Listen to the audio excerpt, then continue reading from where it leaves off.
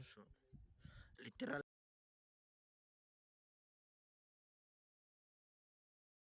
Good morning mga travel. So magandang araw sa inyong lahat. Ngayon mga travel, papunta tayo ng Anahawan Peak. Ito yung breakfast ride natin kasama ito ating mga kaibigan. Ngayon mga travel, ang gusto namin gawin ay kumain doon mismo. Doon kami kakain ng agahan, syempre, dahil breakfast ride, di ba? So ngayon mga travel, itong kasama natin na si Makira ay may bago siyang pipe. Kumbaga, bagong kalkal yung kanyang pipe at saka nakapa-tune yung kanyang motor. O kumbaga, napalinisan yung kanyang makina. Kaya ito, medyo titistingin natin mga ka-travel.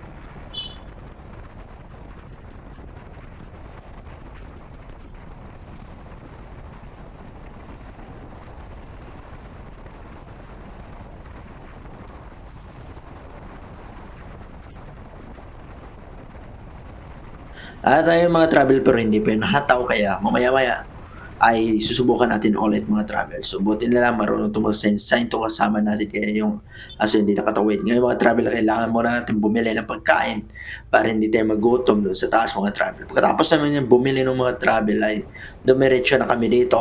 At ito yung daan mga travel, kailangan natin kumanan dahil yung tulay doon sa unahan ay kasalukuyang under construction. Kaya ang mga travel, rough road ay syempre advantage natin to dito sa part na to. Dahil yung Minirex ay pwede natin ihataw kahit na medyo malubak yung daan mga travel. Ngayon, diretso na tayo mga travel.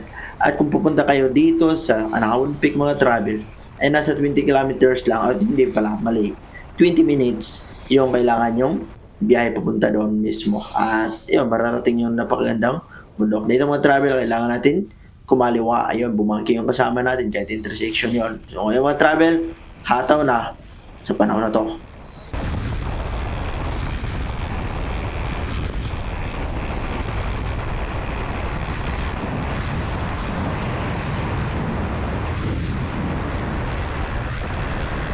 Dito mga travel, kailangan naman slow down nila Sinyas, yung ating kasama. Ayun mga travel ay banat na naman.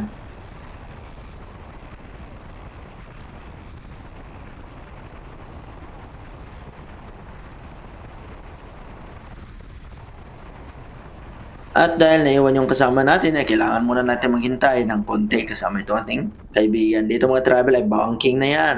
So dito mga travel, sila na to ay more on bankingan talaga dahil paakyat na ito ng bundok. Pero kailangan nyo magdoble ingat dahil mabuhangin yung daan dito mga travel. Dahil yung mga graba na mula sa gilid ay napupunta sa gitna, lalo na pag dumadaan yung mga lalaking sasakyan. So kailangan nyo mag-ingat, kailangan nyo tingnan ng maayos tulad nito sa curve na ito mga travel. Ayan. So kailangan nyo mag-ingat ng mas maigi dahil kung talagang bangin-bangkin lang yung alam nyo, pag nadaanan yung mabuhangin na daan, ako, dali, thank you, na kailangan yung bumili ng fee. So, yung mga travel, kailangan natin mag-iingat mga travel. Dito mga ka-travel, kahit 4th gear pa lang, baakyat pa yung daan, ay 94, kaya nating sagarin yung ating motor. So, dito mga travel, hataw na kami. Dahil yung mga kasama natin ay nasa baba pa. Eh, diretso lang kami, tuloy-tuloy lang mga travel. Dahil napakaganda naman ng daan dito dahil wala masyadong kasalubong. Kaya doble lang yung pag-iingat dahil isang rason dito mga travel ay maliit yung kanilang daan. So, baga para siyang daan papuntang mga sakahan yun, mga farm, ganun. O dito mga travel, kita nyo naman yung kasama ko, gabi yung bumangki mga travel. Mahihirapan tayong umabol niyan. Lalo na pag nasa bankingan ng mga travel dahil may skills talaga siya. Yun. Dahil napulido yung kanyang pag-practice, ganun. Pero dito mga travel ay tamang chill lang yan, syempre. Kita niyo naman siguro sa speedometer na hindi man masyado mabilis yung takbuhan natin dahil napaka-enjoy ng ating biyahe pag na-enjoy mo yung daan, yung view, di ba? Dahil kung bibilis ka dito, muntik na malaglag dun sa gilid. Dito pa lang sa part na to mga travel ay napakaganda ng view. So gusto na sana namin pa-picture pero tila naisip namin ay nabibitin kami. Kaya tuloy yung biyahe namin mga travel. Ayan, more on kurbada talaga mga travel. So dito mga travel ay kailangan natin kumaliwa. Dahil dito tayo papasok, papunta ng Anahawan Peak. Dahil yung diretsong daan ay iba yon. Iba ang magiging destination mo doon mga travel. Ay hanggang dito sa dulo na to mga travel ay kailangan mong bumangking-bangking dahil talagang kailangan mo. So, ngayon mga travel, dahil napakasinag ng araw, napakaganda dahil tapos na yung bagyo, wala nang bagyo dito, wala nang ulan, kaya ganito ang nagiging sitwasyon natin. Napaka-aliwalas ng ating panahon kaya minabuti na namin mag-breakfast ride dito mga travel dahil minsan lang nagkakaroon ng magandang panahon dito. Pero soon ay pupunta tayo dito. So bakas ng mga guho ng lupa mga travel dahil dun sa bagyo na yan. So dito sa part na ito mga travel ay napakasarap mag-picture dito mga travel. Pero kailangan muna namin dumiretso. At nga mga travel nakarating na kami dito sa part na kung saan kami kailangan mag-parking. Pero hindi pa kami nakapasok dun sa loob mga travel. At ngayon pagpasok namin mga travel ay una namin ginawa ay kumain syempre.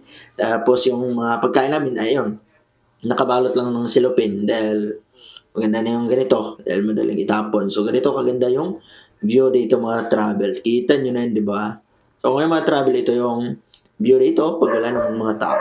So dito close yung kasalukuyang close yung walking glass ba itong tawag dito. Basta ganun, transparent. Yeah, tapos yan, pag nalaglag ka niya mga travel, ay nako, nakapataas talaga ng bangin. So soon, ma-open yan mga travel. So tapos na yung aming pamasyal, yung kain namin, kaya kailangan na namin umuwi yung mga travel. So ito yung take off namin, paalis ng Anahon Bay. So dito grabe to, grabe yung baga kung packet ka, napakatarik. Kaya dito yung kasama namin click, ang muntik ng dumaretso doon sa bangin.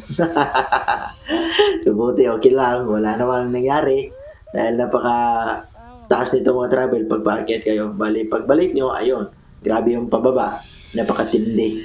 So, kanina, grabe ang akyatan, ngayon, grabe naman yung pababa mga travel. So, kailangan natin mag-ingat, lalo na sa mga scooter, para hindi kayo maubusan ng preno, huwag nyo masyadong maralain yung pagpreno ninyo para maging okay yung pagbaba. So, dito mga travel, gusto namin magpa-picture pero walang tao, kaya dumiretso na lang kami.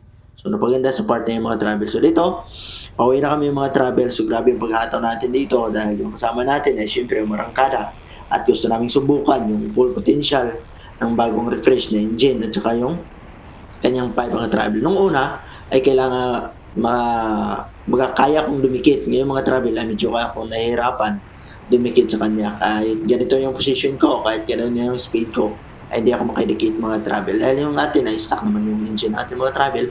Slow down again, then dito baba na lang tayo. Napaganda ng daan dito mga travel, lalo na pag may sa 360 kayo, may drone kayo, napaka sulit ng daan na to mga travel, promise.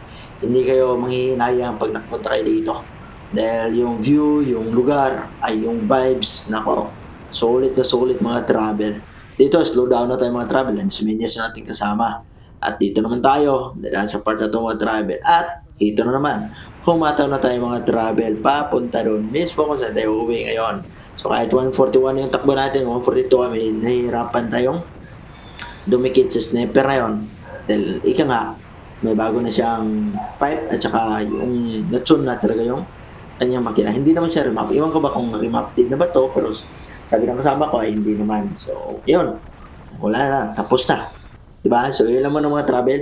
So, sana hindi nyo kalimutan sa pag-subscribe ng ating video. Sana marami pa tayong mapuntang lugar at may share sa inyo dahil balang araw kung gusto nyo pumunta mismo doon ay may dagdag na kayo sa bucket list ninyo para puntahan yung mga lugar na gusto kayong mag-unwind. So, di ba? So, yun lang muna mga travel. Nakauwi na kami dito ng safe. At ito naman yung mga highlights.